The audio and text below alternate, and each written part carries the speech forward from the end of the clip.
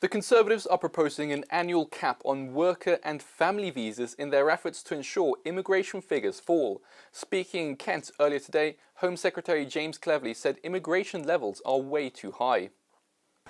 Well, we recognise that companies like this will, of course, need some levels of migration, but we also recognise that migration puts pressure on public services, and getting the balance right is a conversation that is long overdue.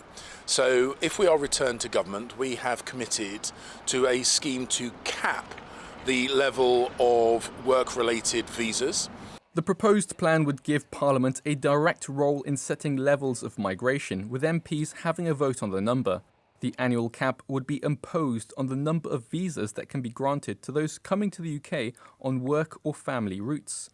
Temporary work routes, such as seasonal agricultural workers, would not fall within the cap. It's also expected the Tories will continue with the Rwanda plan. Previously, Sunak said flights would take off the day after the election. On Monday, the government told the High Court amid legal proceedings that it now plans to begin removals to Rwanda in late July. Currently, the first flight is planned for the 24th should the Tories win. Reform UK's new leader Nigel Farage said the Tories betrayed pledges of independence and control of the UK's borders during Brexit. Speaking at a rally in Clacton, he accused the Tories of opening up the borders to mass immigration like never before. Reform are promising a policy of net zero immigration. This means the number of people entering Britain would equal the number of people leaving.